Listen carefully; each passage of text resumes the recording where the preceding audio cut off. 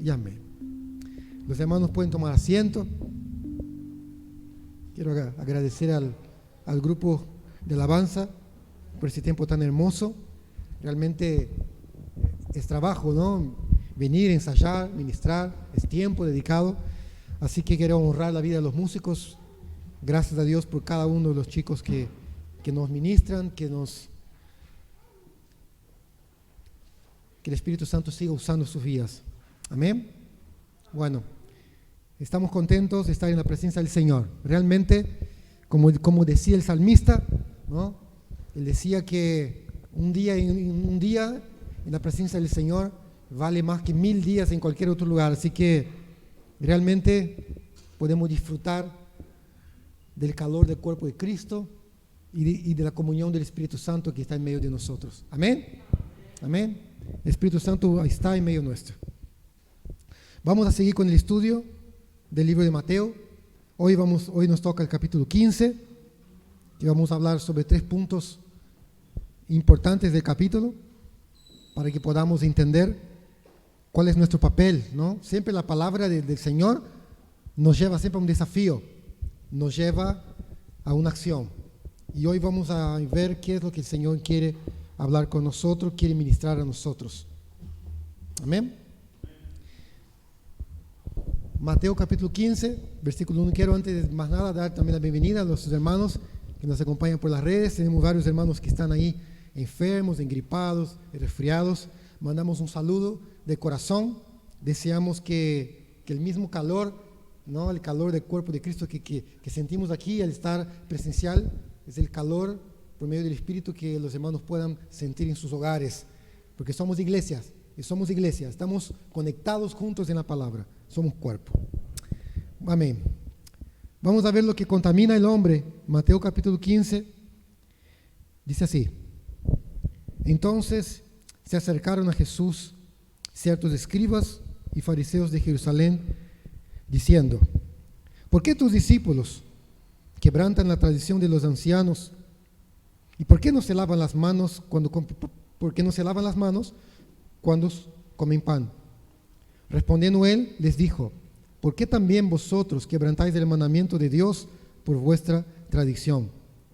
Porque Dios mandó diciendo: honra a tu padre y a tu madre, y el que maldiga a tu padre, al padre o a la madre, muera irremisiblemente.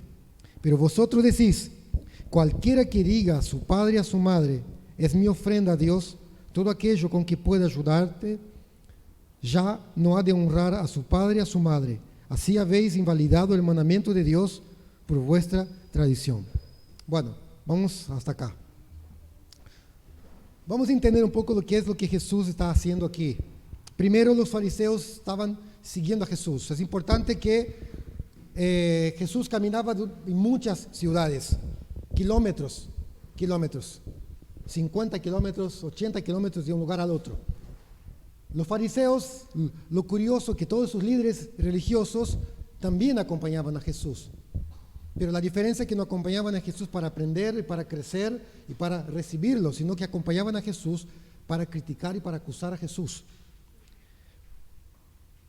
Y ellos, por así decirlo, cuestionan a Jesús por qué sus discípulos no cumplen ciertas tradiciones. Para poder comprender acá, ¿qué significa tradición? Tradición significa costumbres. Y las costumbres y las tradiciones cambian según la cultura. No es lo mismo la cultura de Argentina que la cultura de Brasil. Lo que es tradicional para Argentina no es tradicional para Brasil. Y así cada país, quizás cada provincia tiene su cultura. Pero los fariseos habían adoptado una tradición que lo habían incorporado en el cautiverio babilónico. Y esa tradición era un conjunto de leyes extra bíblicas, o sea, esas tradiciones que ellos cultivaban y pasaban uno al otro, y también ellos hacían que todo el mundo lo cumplía, no estaba en la palabra, no estaba en la Biblia, no estaba en la Torá. Eran leyes extra bíblicas que ellos habían adoptado en forma oral. O sea, no tenía nada escrito tampoco acerca de eso. y ellos habían adoptado únicamente en la cautividad babilónica. La ley de Moisés no contenía ninguna prescripción con respecto a lavarse las manos. O sea, en ningún momento la ley de Dios en el Antiguo Testamento hablaba alguna cosa sobre la ceremonia de cómo tenían que lavarse las manos, salvo cuando los sacerdotes tenían que comer la ofrenda. Cuando alguien ofrendaba, los sacerdotes, antes de participar de esa ofrenda, ellos sí tenían que lavarse las manos, pero solamente eso. Y aquí esos religiosos incorporaban un montón de cosas, pero estaban obviando algo mucho más importante. Jesús confronta a los líderes porque con esa tradición, ¿no?, ellos estaban rompiendo el quinto mandamiento. ¿Qué hacían ellos? Ellos exprimían a todo el mundo para que cumpla ciertos ritos, para que se laven de una determinada manera, para que hagan un montón de cosas que no estaban en la palabra, pero ellos estaban obviando uno de los mandamientos más importantes, que eran honrar al padre y a madre. ¿Por qué?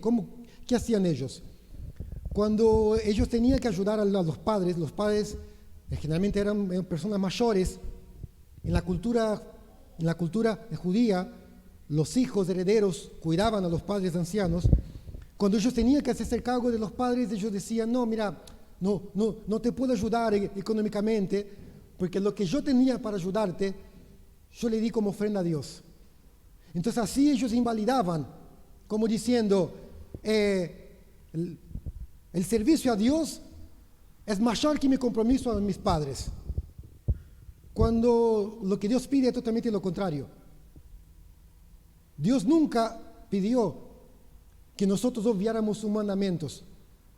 Nada de lo que Dios te pide hacer, nada de lo que Dios te pida va a hacer que rompas un mandamiento de su palabra. Nada. Ningún servicio, ninguna actitud es más importante que la obediencia. De hecho, en el libro de Samuel, hubo una persona, un rey, que hizo lo que no tenía que hacer, que quería ofrecer un sacrificio y ofreció un sacrificio que Dios no pidió que mandara, que Dios no pidió que hiciera. ¿Qué dijo Dios a él a través del profeta? Mejor es obedecer que sacrificar. Entonces, Dios nunca va a romper un mandamiento. Dios nunca va a hacer que vos vayas en contra de su propia palabra. De hecho, algo que es muy, muy importante es que la ceremonia se corrige, ¿ok? Cuando nosotros nos equivocamos con la ceremonia, cuando nos equivocamos con las cosas normales del día a día, eso se corrige. Pero acá de Jesús va a apuntar algo mucho más importante que pasaba dentro del corazón de ellos, que era la hipocresía. Y eso el Señor me hizo pensar un poco que muchas veces nosotros en la iglesia o en nuestro día a día, muchas veces apuntamos las pequeñas fallas de los demás, pero estamos obviando un montón de cosas que nosotros estamos fallando. Y eso es muy común en nosotros. ¿Y qué es la hipocresía? En lo cual Jesús acá más adelante va a decir: hipocresía es pasarse por otra cosa. Hipocresía es una máscara. El término hipócrita nació en la antigua Grecia, con los actores. Cuando ellos actuaban en los teatros de Grecia, ellos usaban una careta. No era esa careta que ellos tenían un palito, sino una careta. Y la palabra hipócrita nace ahí, que era una persona que tenía una careta. En la verdad estaba actuando, estaba haciendo un papel, pero no era esa su vida real. El hipócrita en la verdad es ese tipo de personas. No vive una vida real. Vive una vida delante de las personas, pero no es lo real. Y aquí, más adelante, Jesús nos va a mostrar. Versículo 7, dice así: hipócritas, bien profetizó de vosotros Isaías cuando dijo: este pueblo de labios me honra, mas su corazón está lejos de mí. Pues en vano me honra, enseñando como doctrinas mandamientos de hombres. O sea, ellos hacían creer a las personas que ese tipo de cosas, de lavarse las manos, eran las doctrinas fundamentales, pero eso no era una doctrina fundamental, era cosa de higiene personal. Pero acá ni siquiera ellos están preocupados por la higiene. Ellos están preocupados por la ceremonia. Y Jesús acá va a algo más profundo que la ceremonia. Jesús habla de una limpieza que va mucho más allá de la limpieza externa. ¿Cuántas veces nosotros mostramos una limpieza externa delante de los demás? ¿Cuántas veces nosotros mostramos una fachada hermosa delante de la gente, pero ocultamos nuestra verdadera naturaleza? Hermanos, Jesús acá va a hablar un poco acerca de lo que hay dentro de nosotros. No hay nada bueno dentro de nosotros. Y no tenemos que estar exprimiendo a las personas, enseñando cosas que parecen importantes, pero que Dios no da tanta importancia. Mira, algo que el Señor me viene enseñando hace mucho tiempo. Todo lo que valoramos nosotros, Dios no lo valora. Un 90% de las cosas que nosotros valoramos, para Dios no tiene valor. Dios valora las cosas que no se ven. Dios valora el corazón. Dios valora más que la limpieza de afuera. Dios valora la limpieza de adentro. Y Él una vez dijo a los mismos líderes: ustedes son hipócritas porque ustedes limpian afuera del vaso, pero adentro el vaso está sucio. ¿No? ¿Cuántas veces nosotros ponemos una linda ropa? ¿Viste cuando una persona quiere conquistar a la otra? ¿Te diste cuenta que cuando un chico o una chica quiere conquistar, ¿no? Un varón quiere conquistar a una chica, siempre pone su mejor fachada. Nadie muestra lo que verdaderamente es para la persona. Siempre mostramos nuestra mejor versión. Pero la mejor versión de uno no está afuera, está adentro. Está adentro. Y Jesús dice que esa honra externa que muchas veces queremos dar a Dios, pero que simplemente esconde un montón de porquerías adentro nuestro, no le sirve. Dios no lo acepta. Y no tiene valor. No tiene valor. Versículo 10. Y llamando así la multitud, les dijo: ahora Jesús deja de dar una enseñanza particular a los líderes, a los fariseos, esos religiosos, pero ahora Jesús dirige la enseñanza a todos. Y dice así: oíd y entended. ¿Por qué Jesús dice oíd y entended? Porque no siempre que oís, entendés. No porque tenés la información significa que la entendés. Pero Jesús está diciendo: si escuchen, presten atención. No lo que entra en la boca contamina el hombre, mas lo que sale de la boca, esto contamina el hombre. Jesús está diciendo que lo que sale de la boca del hombre es lo que somos. ¿Ok? Jesús en otro momento dice que la boca habla de lo que está lleno el corazón. ¿Ok? Y es cierto, es cierto. Y dice entonces, versículo 12: acercándose sus discípulos le dijeron: ¿sabes que los fariseos se ofendieron cuando oyeron esta palabra? Pero respondiendo él dijo: toda planta que no plantó mi Padre Celestial será arraigada. Algo importante entender aquí, que esas tradiciones no nacían de Dios. Esas tradiciones nacieron de los hombres. Y Jesús dice aquí: toda planta que mi Padre no plantó será desarraigada. ¿Qué significa eso? Que todo lo que no nace de Dios va a perecer. ¿Ok? Las costumbres van a cambiar. Las costumbres van a pasar. Lo que es moda hoy no va a ser moda mañana. Capaz va a volver a ser moda de acá a un par de años, pero en sí todo pasa. Pero todo lo que es de Dios permanece. Todo lo que no está arraigado en la palabra va a perecer. Todo en nuestra vida que no está bien edificado va a pasar, va a perecer, se va a caer. Lo único que va a permanecer es lo que fue fundado en Cristo, en su palabra y los principios de la palabra de Dios. Amén. La condición del corazón del hombre es la que realmente contamina el hombre. Lo que contamina tu vida no es lo que vos metes por la boca. No estamos diciendo aquí que nosotros debemos ser descuidados con la higiene personal. Jesús no está haciendo eso. Jesús está diciendo: ustedes tienen que ser cuidadosos con la higiene personal. Pero hay algo más importante aquí que eso. No tiene que poner eso como si eso fuera todo y descuidar lo otro que es más importante. Porque el hombre espiritual es espiritual en todas las áreas. Entonces el hombre espiritual trabaja el doble. El hombre espiritual ofrenda a Dios, pero el hombre espiritual cuida a su familia. El hombre espiritual es limpio por afuera, pero el hombre espiritual es limpio por adentro, porque es un hombre completo. Pero la verdadera condición del corazón del hombre está adentro, y eso es lo que contamina. Y dice, dejadlos. Son ciegos, guías de otros ciegos. ¿Por qué son ciegos, guías de otros ciegos? Son personas que no tomaron el cuidado de pensar y de analizar si lo que están aprendiendo es cierto. Y eso nos enseña algo importante. Yo soy responsable. Tú eres responsable de lo que escuchas. Vos sos responsable. En aquel día no vas a decir a nadie, no, pero un pastor tal me engañó. No, porque el mensaje que escuché fue porque el pastor predicó y yo fui engañado. Tú eres responsable de lo que escuchas. Tú eres responsable de verificar si lo que estás aprendiendo es cierto.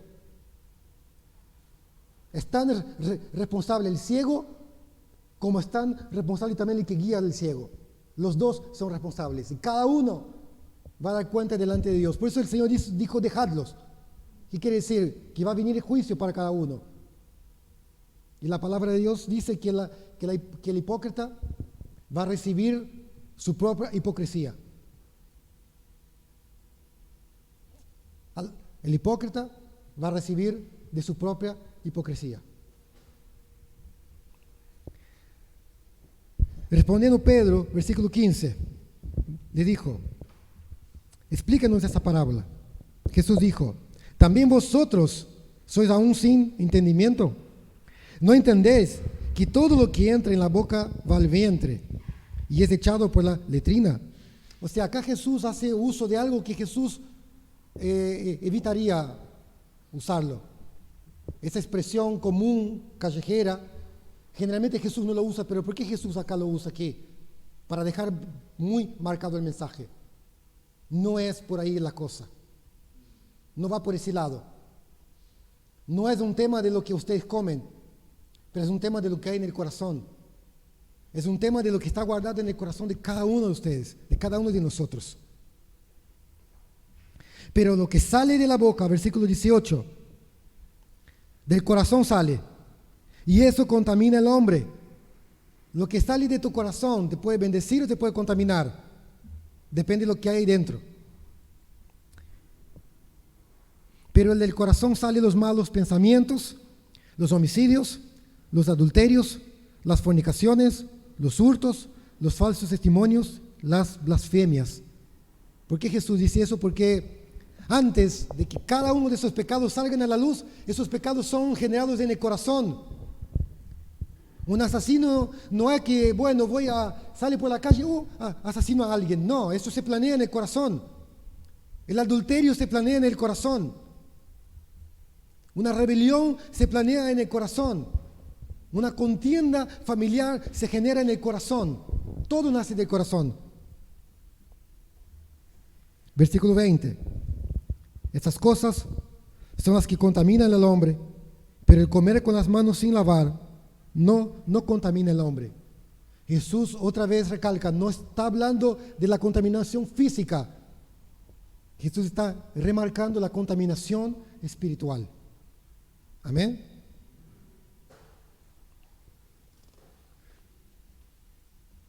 ¿Por qué mirar los pequeños errores de los demás cuando tenemos tantas cosas grotescas en nuestras vidas? Yo te puedo ser muy honesto aquí con todos. Ya hice eso muchas veces. Generalmente, la persona que no se examina a sí mismo siempre trata de examinar a otros. Eso es muy común. ¿Por qué? Porque es como que es mucho más fácil tapar nuestros errores apuntando los errores de los demás. Es mucho más fácil. Pero lo que Jesús nos quiere enseñar con eso es, soluciona tu problema primero. Soluciona lo que hay dentro tuyo. Adentro tuyo hay un montón de cosas para entretenerte. No tenga que apuntar las cosas pequeñas, insignificantes que hace el otro. Cuida tu propio corazón, porque de tu corazón el veneno está ahí dentro. Tu corazón es mucho más venenoso de lo que crees que es. Por eso necesitamos de Cristo. ¿Vos ya parece para pensar por qué estamos aquí? Estamos aquí porque necesitamos a Cristo, porque somos pecadores, porque nuestro corazón es pecaminoso, nuestro corazón es venenoso. Y tenemos con eso para entretenernos. Tenemos que ayudar a los demás. Pero antes, primeramente, examinémonos a nosotros mismos. El apóstol Pablo decía a la iglesia de Corinto. ¿Por qué? Porque en la iglesia de Corinto cada uno le gustaba meterse en la vida de los demás. Y Pablo decía, examinaos a vosotros mismos si estáis en la fe. ¿Cuántas veces nosotros queremos dar lecciones a otros cuando estamos completamente equivocados? ¿Cuántas veces queremos enseñar lección de madurez a los demás cuando somos inmaduros en tantas cosas? Queremos decir lo que los demás tienen que hacer, cómo tienen que hacer. Pero yo sé que hay cosas en nuestras vidas, en mi vida, que no lo hacemos. Jesús está diciendo, cuida tu corazón. Cuida tu corazón. El veneno está ahí. El veneno está ahí. Cuida lo otro también. Cuida también las otras cosas. Pero eso es lo más importante. Eso, el corazón. Porque de él emana la vida. De ahí está.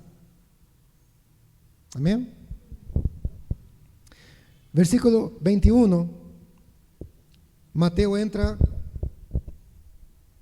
en una otra parte de una enseñanza acerca de la fe.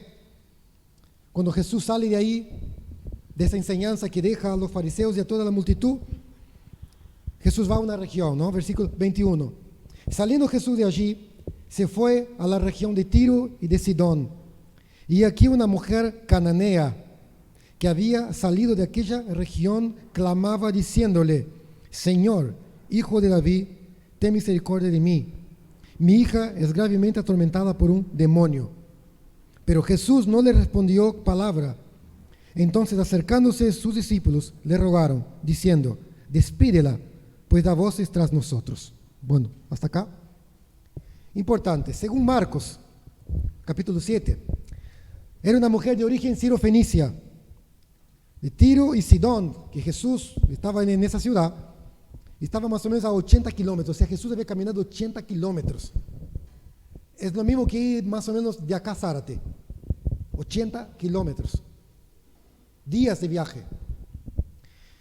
Y lo interesante es que Jesús está en un lugar que tiene muchos gentiles. Y sale una mujer que me llama la atención que ya dice, Jesús, hijo de David. O sea, una mujer cananea, una mujer gentil, que estaba reconociendo quién era Jesús.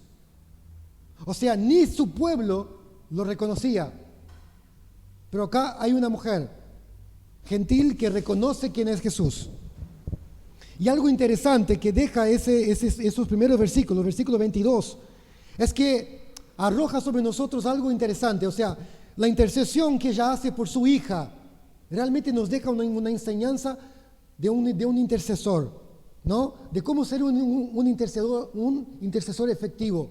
¿Quieres interceder de manera efectiva? Acá está la lección. ¿Sabe cuál es la lección?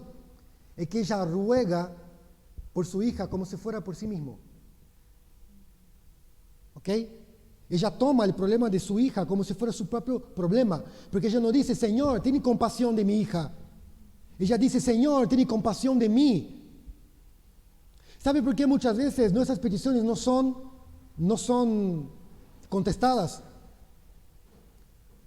¿Por qué pedimos para nosotros y no pedimos para el otro? Acá ella hace del problema de su hija su problema. Y nosotros hacemos lo contrario. Intercedemos a Dios por nuestro problema. Ella acá pone el problema de su hija como lo suyo. ¿Cuántas veces obviamos el problema de los demás y tenemos mente y corazón solamente por nosotros mismos? Eso es el secreto de una intercesión eficaz. Ella pone el problema del otro en primer lugar. La pregunta que te quiero dejar a ti, ¿has puesto el problema de los demás en primer lugar que los tuyos? ¿Está el problema de tu vecino por encima de los tuyos. Intercedes por las personas que vos querés que se salven más que por vos mismo. ¿Cuánto tiempo dedicas a orar e interceder por las personas que vos querés salvar? Y compara cuánto tiempo orás por vos mismo. ¿Cuánto tiempo orás por tus cosas? ¿Cuánto tiempo dedicas a pedir por lo tuyo? Acá nos deja una enseñanza importante. No estamos diciendo que nosotros no tenemos que orar por nosotros, pero acá hay un principio que la palabra nos enseña. Y de hecho la palabra más adelante nos dice, ¿no? Que debemos poner, Pablo nos enseña que debemos poner las cosas de los demás por encima de los nuestros. Has puesto el problema de tus hijos, de tus amigos, de tus hermanos por encima de los tuyos. Quizás ese es el secreto por lo cual tus oraciones no son contestadas. De hecho, el apóstol Santiago, ¿qué dice? Pedís y no recibís. Porque pedís mal, para gastar en vuestros propios deleites. Porque pedimos para nosotros, por nuestros problemas. ¿Qué te parece si nosotros copiamos la enseñanza de esa mujer? Ponemos la vida de los demás por ante la nuestra. Cuando Jesús clama en la cruz, cuando Jesús intercede por sí mismo, no. Cuando Jesús intercede más adelante, allá en el huerto, Jesús no ruega por sí mismo, Él ruega por sus discípulos. Aunque Él sabe que va a la cruz, pero Él no ora por sí mismo. Él ora por sus discípulos, Él ora por el otro. Por eso que Jesús ama la oración de esa mujer. Pero Jesús no la hace fácil. Y a veces lo pregunto, Señor, ¿por qué muchas otras pasaron rápido, lo sanaron rápido, Jesús lo hizo rápido, pero esa mujer es como que Jesús, toma más tiempo? Porque Jesús estaba sacando lo más precioso para esa mujer, que no era la sanidad de su hija, era la fe de ella. Y seguimos la lectura, dice: y aquí una mujer cananea que había salido de aquella región clamaba diciéndole: Señor, hijo de David, ten misericordia de mí. Mi hija es gravemente atormentada por un demonio. Pero Jesús no le respondió palabra. ¿Qué pasa cuando Jesús no te responde nada? ¿Qué pasa cuando vos pedís un montón de cosas y el Señor no te responde? ¿Qué haces? Muchos de nosotros nos desanimamos, nos alejamos del Señor, damos las cosas por perdida. Pero acá nos deja otra lección esa mujer.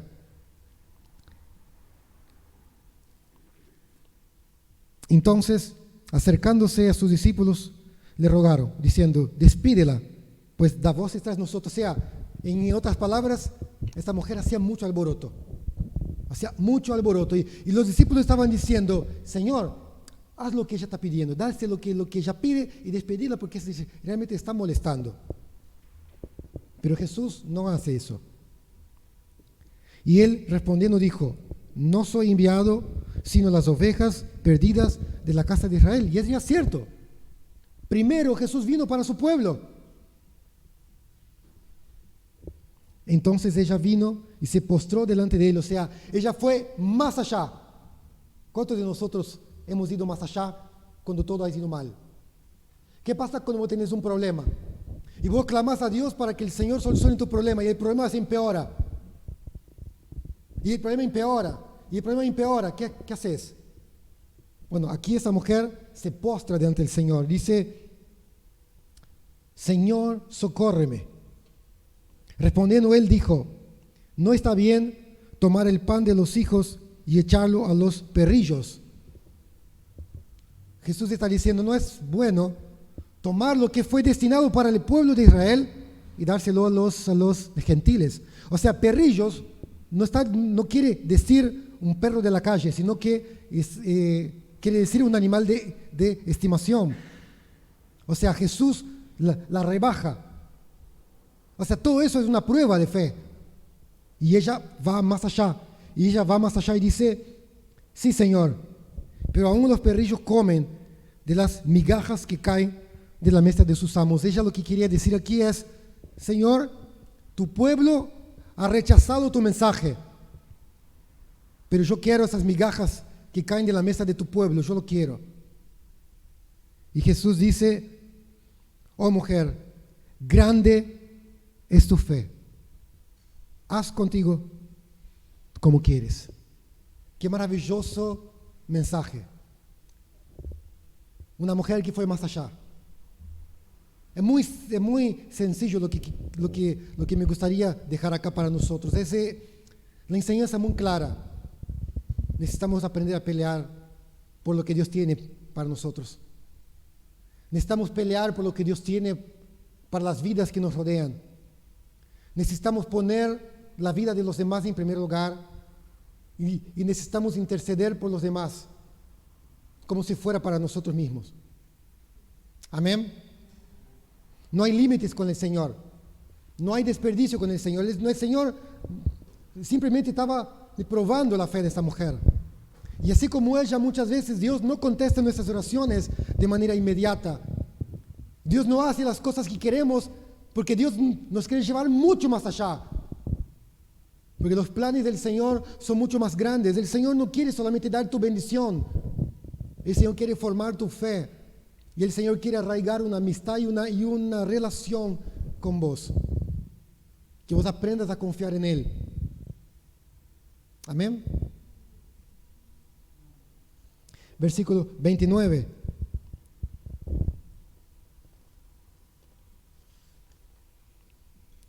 Pasó Jesús de allí y vino junto al mar de Galilea. Y subiendo al monte se sentó allí. Y se le acercó mucha gente que traía consigo a cojos, a ciegos, a mudos, a mancos y a muchos otros enfermos. Y los pusieron a los pies de Jesús y los sanó. De manera que la multitud se maravillaba, viendo a los mudos hablar, a los mansos sanados, a los cojos andar, a los ciegos ver, y glorificaban al Dios de Israel. Me gustaría que podamos tomar esa palabra como de manera muy personal para nosotros. ¿Qué pasa si esa misma realidad que pasó con Jesús pasaría con nosotros hoy? ¿Qué pasa si en tu trabajo las personas que se te acercan son sanadas? ¿Qué pasa si los enfermos espirituales, los mancos espirituales, o hasta mismo los enfermos físicamente que están a tu alrededor comienzan a ser sanados por el poder de Dios que está en tu vida? Esa es una realidad para nosotros, iglesia. Yo me niego a que nosotros leamos su palabra como si solamente fuera un relato para ese tiempo. La palabra de Dios es para hoy, para nosotros hoy. Y a veces lo que pasa es que tenemos tan poca fe, estamos tan en otro mundo, que la gente nos rodea con tanta necesidad y no tenemos nada para dar porque estamos en otra. ¿Por qué no hacemos nuestra esa palabra? De que cuando la gente se nos acerca a nosotros, porque cuando la gente se acerca a nosotros, se está acercando a Cristo, porque Cristo está en mí, Cristo está en vos. ¿Qué pasa si esas personas que se acercan a nosotros pueden ser sanadas? Puedan convertirse, sus vidas ser cambiadas, sus corazones ser transformados. ¿Qué pasa con esa iglesia? ¿Qué pasaría en tu casa, en tu barrio? No vamos a contener las personas. Pero ¿sabes lo que pasa? Estamos tan metidos en nuestro mundo. Estamos tan metidos en nuestras cosas que no hay espacio para mover a Dios en nosotros. Queremos que Dios nos bendiga lo que estamos haciendo. Venimos aquí para que Dios bendiga lo nuestro, para que lo nuestro vaya bien. Por eso las personas siguen muriendo sin Cristo. Iglesia, es tiempo de llenarse del Espíritu Santo. Necesitamos más que nunca ser llenos del Espíritu Santo. Porque el mundo no puede ver a Cristo, el mundo no puede sentir a Cristo, el mundo no puede estar cerca de Cristo, pero puede estar cerca tuyo. Vos sos lo más cerca que la gente puede estar de Dios. Y necesitamos de entender eso.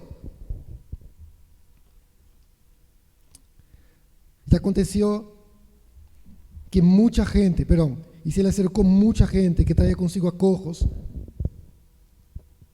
¿Qué pasa si te acerca mucha gente a tu trabajo? Tus vecinos empiezan a acercarte a tu casa preguntando: che, Lucho, contame, Javito, contame lo que Dios hizo en tu vida. Trayendo consigo muchos cojos, ciegos, mudos, mancos y otros muchos enfermos y los pusieron a los pies de Jesús y los sanó. De manera que la multitud se maravillaba viendo a los mudos hablar, a los mancos sanados, a los cojos andar, a los ciegos ver, y glorificaban a Dios de Israel. Versículo 32. Alimentación de los 4,000. Lo importante entender de este relato es que con una lección no se aprende, Jesús lo hace de vuelta. Como en muchas áreas de nuestra vida, cuando una lección no se aprende, el Señor no tiene ningún drama en repetirla. Versículo 32. Y Jesús, llamando a sus discípulos, dijo: tengo compasión de la gente, porque ya hace 3 días que están conmigo y no tienen que comer, y enviarlos en ayunas no quiero, no sea que desmayen en el camino. Quiero resaltar aquí el amor que Dios tiene por las personas.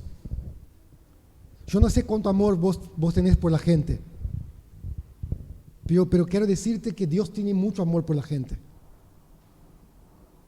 Dios tiene mucho amor por las personas. Y no puede nacer en el corazón de un cristiano otra cosa que no sea el amor por la gente. Porque Dios es amor. Y Dios, cuando entró en tu corazón, ¿qué puso? Él puso su amor en ti. Y Él te capacitó para que así como Jesús amara a la gente, vos puedes amar a las personas también. Y Jesús dijo: tengo compasión de la gente. Te pregunto, ¿tenés vos compasión de la gente que te rodea? ¿Qué ves cuando la gente que pasa a tu lado? ¿Qué ves cuando tus vecinos te miran? ¿Qué ves cuando caminan por la calle? ¿Qué ves cuando entran en el subte? ¿Qué ves cuando entran en el colectivo? Cuando tomas un autobús. ¿Qué ves cuando entras en tu oficina con tus compañeros de trabajo? ¿Qué ves?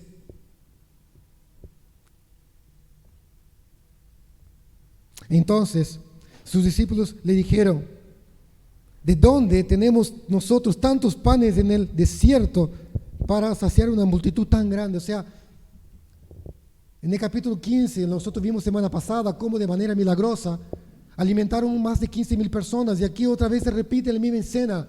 Señor, ¿cómo vamos a alimentar a esa gente? ¿Cuántas veces nosotros pasamos lo mismo? El Señor nos acaba de enseñar una lección, pero todavía no sabemos cómo hacerlo. Pero todavía no creemos cómo Dios lo va a hacer. Y Jesús le dijo: ¿cuántos panes tenéis? Y ellos dijeron: 7 y unos pocos pececillos. De la misma manera, quizás hoy te preguntas: Dios, ¿cómo voy a hacer tu voluntad en ese mundo? En el mundo del caos que vivimos, Señor, ¿cómo voy a hacer tu voluntad? ¿Cómo voy a hacer tu obra? ¿Cómo voy a vivir en un mundo que se está desabando en la cabeza de la gente? De la misma manera que Jesús le dijo a sus discípulos, Él te dice a vos: ¿qué tenés? En ese momento tenían 7 panes y un par de pececitos, y eso representa lo poco que es tu vida. Es lo único que Dios necesita. Él no quiere nada más que eso. Jesús no pide cosas extraordinarias. Él te pide: dame lo poco que tenés en tu vida, poneme en mis manos, que lo poco que hay en tu vida es suficiente para alimentar una multitud en el desierto. Y tomando los 7 panes y los peces, versículo 35, y mandó a la multitud que se recostase en la tierra. O sea, Jesús, como hablé semana pasada, todo lo que hace lo hace de manera ordenada, hay un orden. Jesús ordena las cosas y después hace el milagro. Y 36, y tomando los 7 panes y los peces, dio gracias, los partió, dio a sus discípulos, y los discípulos a la multitud. Jesús da gracias, Jesús mira al Padre. Al mirar al Padre, Jesús parte el pan, lo divide, simbolizando su cuerpo que iba a ser partido más adelante, que iba a ser dado a todos los hombres como ofrenda de sacrificio. Y comieron todos y se saciaron y recogieron lo que sobró de los pedazos, 7 canastas llenas. Y eran los que habían comido 4,000 hombres, sin contar mujeres y niños. No tenemos aquí ánimo de agrandar la cantidad de personas, pero había muchas personas, muchas personas. Lo poco de Dios, lo poco tuyo en las manos de Dios es mucho. Vos mirás a tu propia vida y decís, Señor, tengo unas cuantas cositas, no tengo nada más. El Señor dice, es suficiente, dámelo. No retengas para ti mismo, porque lo poquito que tenés para vos no sirve para nada. Pero en las manos de Dios lo poco que tenés es mucho. Y Dios puede hacer cosas inimaginables con lo poco de tu vida, pero la tenés que sembrar en el Señor. El Señor dice, dámelo, dame esos panes, dame esos pequeños, esos poquitos panes y peces. El Señor te está diciendo, dame ese cachito tuyo, dame esa vida pequeña que tenés, esa vida insignificante que tenés, y yo voy a hacer una vida para la gloria de Dios. Eso es lo que Dios dice para nosotros. Y Él nos promete que vas a alimentar una multitud en el desierto, que cuando otros están con hambre espiritual, vos vas a tener vida. Cuando otros están secos, vos vas a tener el agua viva para saciar, porque Dios lo va a hacer a través tuyo. Él lo va a hacer a través tuyo. Él promete que si vos entregas tu vida en sus manos, de verdad, Él lo va a hacer a través tuyo. Amén. Amén. ¿Sí? Bien. Querida iglesia, ya terminamos ese capítulo y me gustaría ahí resaltar algunas cosas del capítulo. Primero, no prestemos atención en cosas que son insignificantes. No miremos la vida ajena cuando tenemos un montón de cosas que cambiar. ¿Ah? La maldad está dentro tuyo. Preocupate por las cosas que tenés que vos solucionar en tu vida. Lo de afuera no tiene valor. No estoy diciendo que no tenés que cuidarte, no estoy diciendo que no tenés que estar bien en todas las áreas de tu vida, pero valorar lo más importante, valorar el corazón. Hay un tesoro y el tesoro es tu corazón. Jesús dice que el tesoro del hombre es su corazón. De ahí emana vida. Todo lo demás va a pasar. Las costumbres van a pasar. Las modas van a pasar. Todo eso es externo. Pero hay una cosa que es importante, es el corazón. Cuide tu corazón. Cuida tu vida. Deja de decir a los demás lo que tienen que hacer. Deja de preocuparte si los demás cambian o no cambian. Cámbiate vos. Y sé vos en la inspiración de un cambio. No estés apuntando a los demás lo que los demás tienen que cambiar. Es hipócrita cuando vos querés enseñar a los demás lo que vos no haces. Es hipócrita tratar de enseñar algo que todavía vos no aprendiste.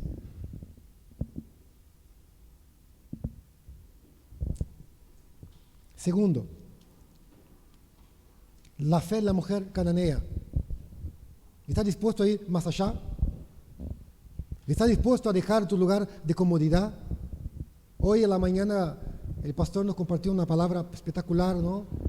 Y tiene que ver un poco con eso. Nosotros siempre queremos ir a la orilla de las cosas. Siempre queremos la comodidad.